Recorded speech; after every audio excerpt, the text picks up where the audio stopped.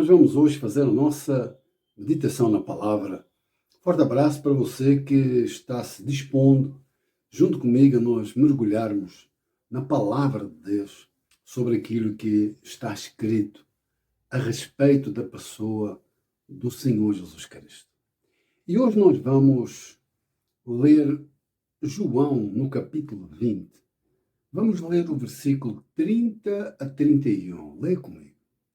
Jesus, pois, operou também na presença de seus discípulos muitos outros sinais que não estão escritos neste livro.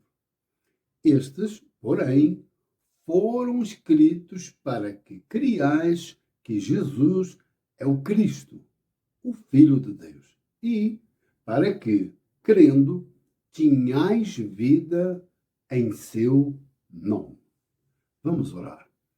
Pai, em nome do Senhor Jesus Cristo, eu rogo por mim e por esta pessoa que está junto comigo a querer meditar na Tua palavra e absorver desta palavra a porção certa do Teu Espírito, para podermos alcançar pela Tua palavra a verdade, a pessoa do Senhor Jesus Cristo.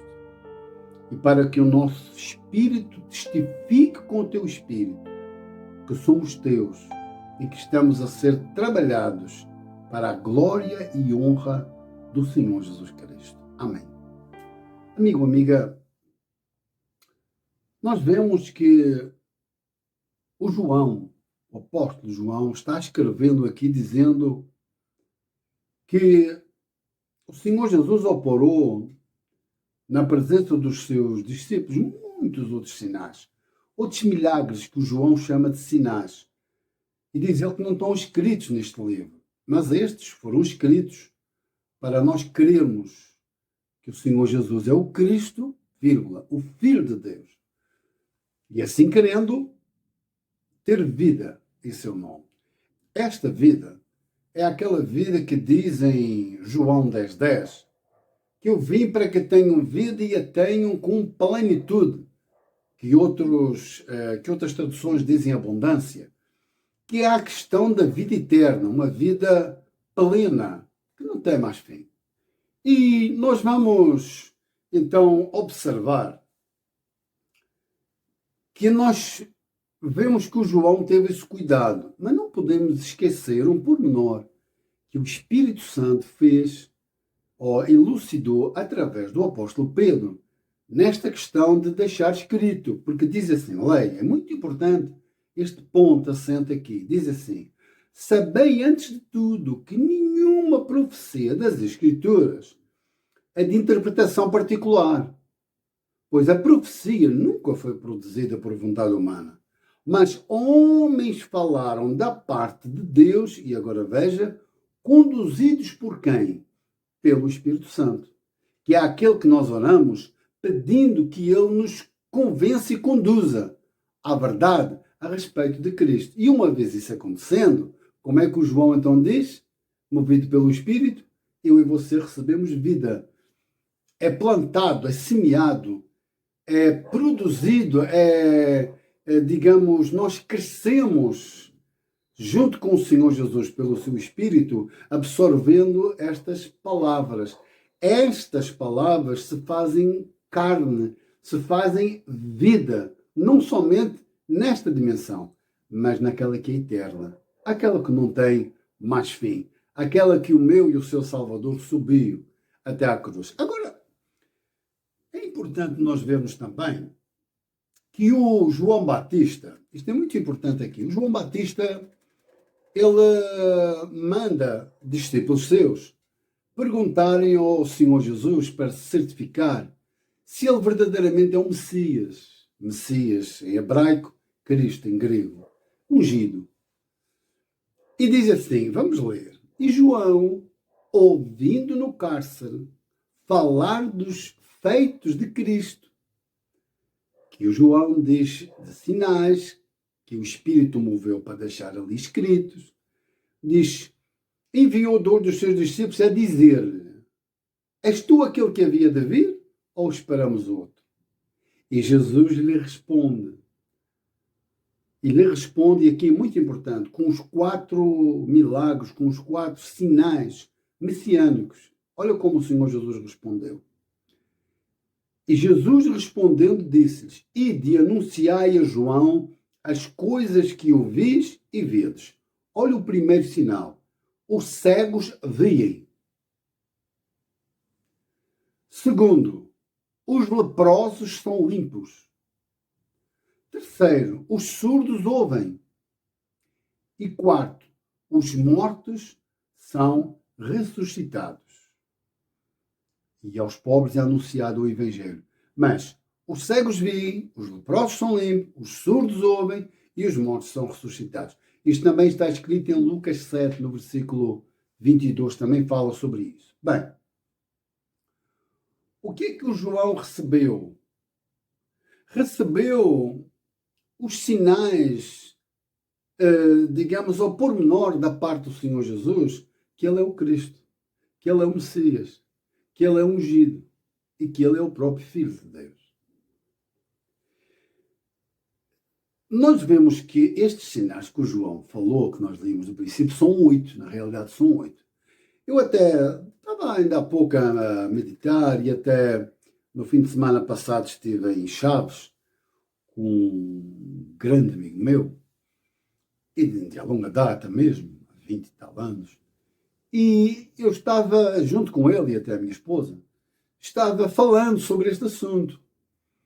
Porque se nós fizermos uma simetria em cadeia dos 8 milagres, dos 8 sinais que o João diz que escreveu, 4 dos quais são aqueles que ele respondeu para João como a autenticidade, que ele é o Cristo, que ele é o Messias.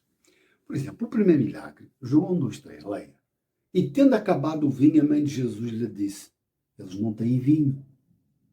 Ou seja, eles não têm vinho, revela a nossa falência. Não mais eu, mas Cristo. Não tem mais vinho. Mas neste primeiro milagre, ele mandou a mãe do Senhor Jesus, depois diz, fazei tudo quanto ele vos disser. Que faz lembrar o que Moisés já tinha falado. Disse, olha, Deus vai levantar um profeta semelhante a mim, mas é a ele que vocês devem ouvir. É a mãe do Senhor Jesus disse, fazei tudo quanto ele vos disser. E ele mandou encher de água as talhas para a purificação, que tem o simbolismo que pela água, pela palavra de Deus, pela água viva, quem tem sede vem a mim e beba. Quem crê em mim, como diz a Escritura. Quer dizer, a palavra, a Escritura, que está escrito, produz uma regeneração na nossa vida. E nós nascemos de novo. Portanto, este é o primeiro sinal, o primeiro milagre. O segundo em João 4, versículo 5. Leia. Respondeu-lhe Jesus, vai, o teu filho vive. E o homem creu na palavra que Jesus lhe dissera e partiu. Aqui o oficial do rei, que tinha um filho doente, beirando a morte. E o Senhor Jesus foi claro, não vai, o teu filho vive. Diz que, olha, o homem creu em quê? Na palavra. É outro sinal, é a fé que traz descanso. Ele creu na palavra e foi. Descansou com segurança no que Jesus falou. E foi. Ou seja, ele começa agora a viver pela fé. Ele vive pela fé, de fé em fé. O terceiro milagre, João 5,6, leia. João, vendo deitado e sabendo que estava assim havia muito tempo, perguntou-lhe, quer explicação? Lá no tanque de Betesda, lá no paralítico que estava assim há 38 anos. Queres ser curado? Mas quem é que viu? Quem viu quem? É o Senhor Jesus que nos vê na nossa condição de desgraça, de aflição, de sofrimento. Ele vê a mim e a você. Sabe, quando eu falava à minha esposa, que eu fico encantado, gera em mim um encanto, quando eu leio Jesus vindo. Ele aqui está vendo. Daqui a pouco nós vamos ver mais um sinal que Jesus novamente vê primeiro. Ele vê primeiro o homem. É como diz, ele nos amou primeiro. Se hoje eu estou a ser encantado é porque ele me amou. Então, este é o terceiro. Depois, porque é ele quem revela o estado, ele revelou o estado daquele homem e pela sua palavra o que nós somos. O quarto milagre, melhor dizendo, é João 6,9, diz assim, Está aqui um rapaz que tem 5 pães de cevada e 2 peixinhos. Mas que é isto para tantos? Quer dizer, uma multidão de gente que ali está, e o discípulo diz, Senhor, está aqui um rapaz que tem 5 pães de cevada e 2 peixinhos, mas o que é isto para tanta gente? Ou seja, agora dá-se uma multiplicação de pães, ou seja, de vidas. E aqui nós vamos reparar o seguinte, nos 3 primeiros milagres mostram a maneira que somos salvos. Daqui para a frente mostra a forma que nós somos frutíferos, multiplicadores, fruto de almas ganhas para Deus. É isso. Aqui este quarto milagre. Depois, o quinto, João 6,20, leia. Mas ele lhes disse, sou eu, não temais. Aqui é a sua presença, sou eu. Não temas, pensavam que estava a ver um fantasma. Não, não é fantasma. Não é para ter medo, sou eu. Quer dizer, a nossa consciência é acionada que o Senhor Jesus é um facto presente a todo momento na minha e na sua vida. Descobrimos essa presença toda hora. Não temas, eu sou contigo. Não há dúvida. O sexto milagre, o sexto sinal, João 9,25, leia. Respondeu ele, se é pecador não sei, uma coisa sei, eu era cego e agora vejo. Ou seja, ele dá-nos a nova visão, uma visão não apenas desta vida, mas que há uma que nunca mais vai ter fim, que já está a ser trabalhada desde o momento que ele venceu a morte, que é o sétimo milagre, o sétimo sinal. João 11,43, quando ele diz, e tendo dito isto, depois de orar, falar com o Pai, clamou em alta voz, o quê? Lázaro, vem para fora. Quer dizer, vitória sobre a morte, ressurreição, vem para fora, vem para uma nova vida. Ele chama a mim e a você para vivermos com ele uma nova vida. Não somente nesta, mas nesta com a garantia no nosso íntimo, o Espírito de Deus testificando com o nosso Espírito que nós somos dele e que uma vez ele em nós, esta vida já está a ser trabalhada no meu e no seu coração. E por último, o oitavo milagre, o oitavo sinal, João 21,5, quando o Senhor Jesus apareceu na praia e disse aos seus discípulos, filhos, não tendes nada que comer? Responderam, não. E então o Senhor Jesus diz, lançai a rede à direita do barco e achareis. Primeiro milagre, não tinha o quê? Vinho. No último, não teve que comer. Primeiro milagre, vida cristã. No último milagre, qualidade de vida. Quer dizer, as riquezas que nós encontramos em Cristo Jesus. No Filho de Deus que se fez gente igual a mim e a você. Eu fiz questão em, resumidamente, ler para si aqui esses 8 sinais, esses 8 milagres que o João registra, como nós lemos no princípio. Como é que nós lemos no princípio? O João no princípio diz assim, Jesus, pois, operou também na presença dos seus discípulos muitos outros sinais que não estão escritos neste livro, mas ele diz, estes, porém, foram escritos para quê? Para crer que Jesus é o Cristo, o Filho de Deus, e para que, para por aí, crendo, tinhas vida em seu nome. Então, amigo, amiga, o que é que nós vemos agora aqui? Veja bem. Nós vemos que, quando eu e você vamos, especialmente neste livro de João, nós vemos que a intenção do Espírito, quando eu e você vamos a este livro, é termos esta visão. E naquela época, viajando até aquele momento que o Senhor Jesus encarnou e ali estava que o João escreveu, o povo judeu, sendo uma colónia romana, o poderio militar da época, cansados, eles sabiam que estava para se manifestar em Israel um rei, um profeta e sacerdote. Alguém que viria com esses dotes de rei, profeta e sacerdote. Não é em vão, por exemplo, que até do Oriente vieram os magos dizendo, nós vimos a sua estrela. Quando nós estudamos, vemos uma estrela e nasceu um rei. Nasceu um rei em Jerusalém. E eles vão até com Herodes, não é? No cimo da cruz também, sobre a cabeça de Jesus, que estava rei de quem? Rei dos judeus. Profeta, eles sabiam que Moisés, como ainda há pouco falei no início, tinha dito: Deus vai vos levantar no meio de vós um profeta, semelhante a mim, mas é a ele que vocês vão ter que ouvir. Então eles queriam um sacerdote também, alguém que apresentasse o verdadeiro sacrifício a Deus. Tipo, ali, quer ver, por exemplo, eles, os judeus do templo, os fariseus, os escribas, eles enviavam comitivas para analisar o tipo de milagres ou sinais que porventura alguém viesse a apresentar. Vamos ler que vai ficar mais lúcido com o que aqui estou falando. E os que tinham sido enviados eram dos fariseus e perguntaram-lhe e disseram: por que batizas? Isto para João Batista.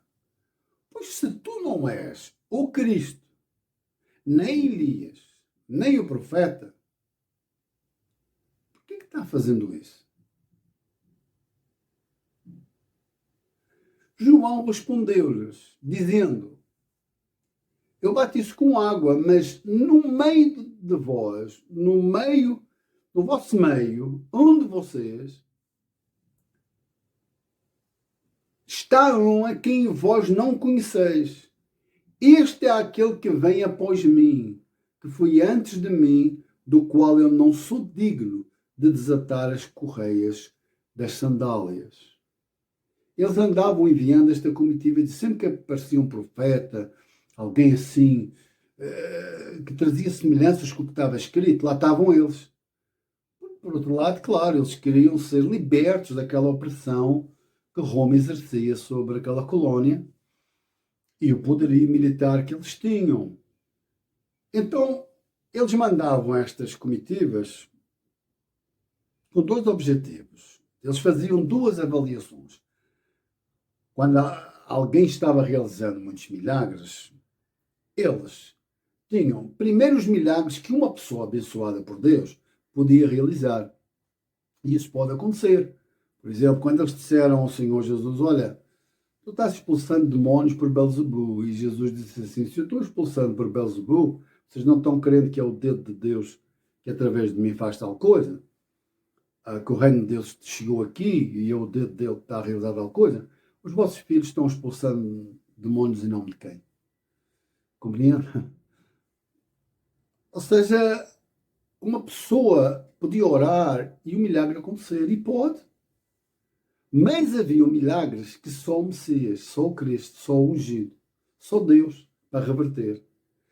E o primeiro sinal é precisamente o que Jesus faz com aquele leproso.